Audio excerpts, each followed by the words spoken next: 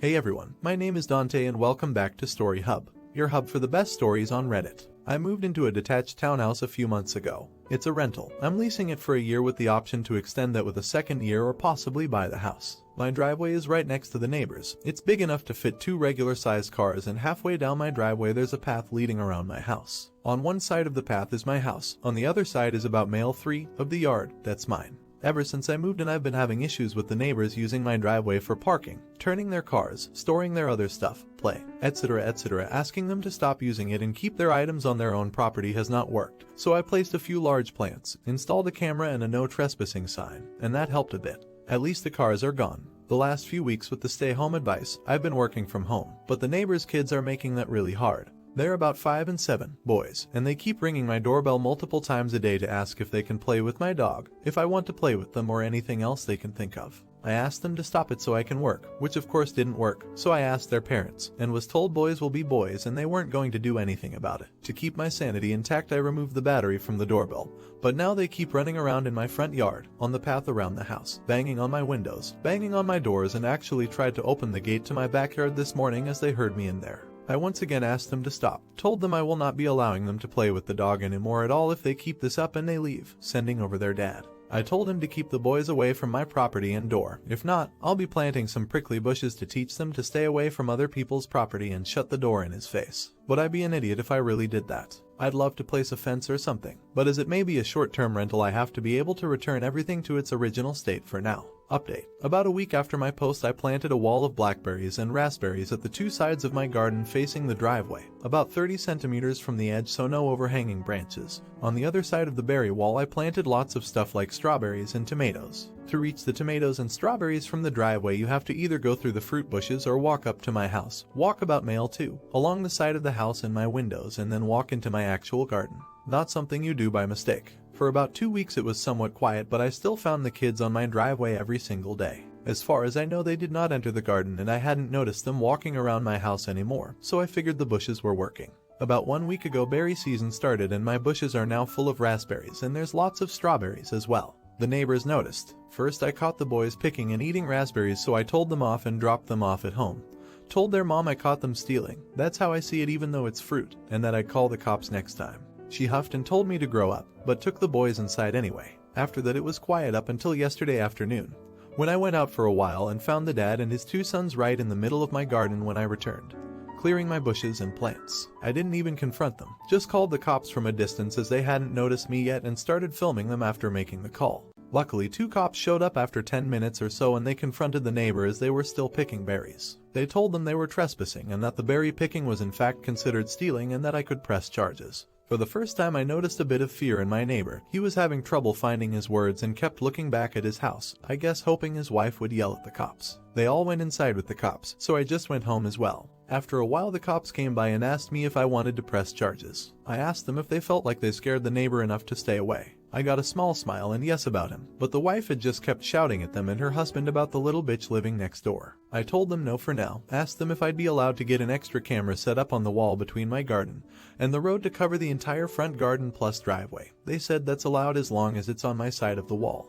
So, now I'm getting an extra camera installed. One neighbor knows I'm done messing around, but his wife isn't there yet, and if I ever catch any of them again, the cops will be called and possible charges will follow. Not an idiot. But the better idea would be to call the non-emergency number for the police and ask an officer to come down to talk to the kids and the parents, plus issue them a warning. Sometimes you need a figure of authority to explain things in order to have your needs met.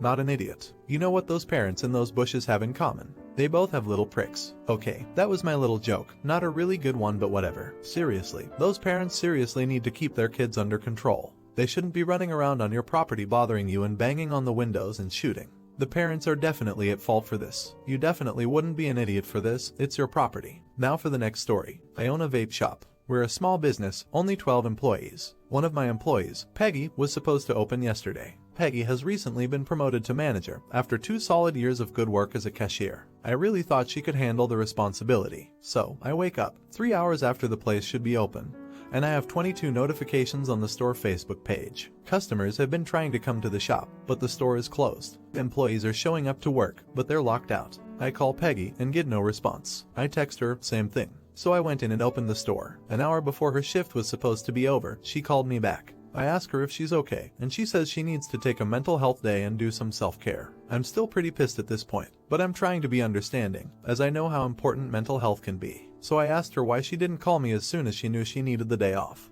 Her response: I didn't have enough spoons in my drawer for that. Frankly, IDK what that means, but it seems to me like she's saying she cannot be trusted to handle the responsibility of opening the store in the AM. So I told her that she had two choices: 1, go back to her old position, with her old pay. 2, I will fire her completely. She's calling me all sorts of this now, and says I'm discriminating against her due to her poor mental health and her gender. None of this would have been a problem if she simply took 2 minutes to call out. I would have got up and opened the store on time. But this no-call, no-show shot is not the way to run a successful business. I think I might be the idiot here, because I am taking away her promotion over something she really had no control over. But at the same time, she really could have called me. So, Reddit, I leave it to you, am I an idiot? Peggy reached out to me yesterday, apologized, and asked if we could meet for lunch. Update: we met up, and the first thing she did was apologize again.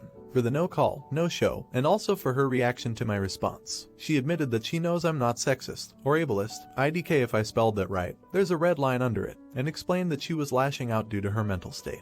I accepted her apology, and offered one of my own, both for giving her too much responsibility too quickly, and also for reacting out of emotion. She explained to me that she had a major issue on Monday, and without getting into too much detail, I'll just say that it was the anniversary of a bad thing.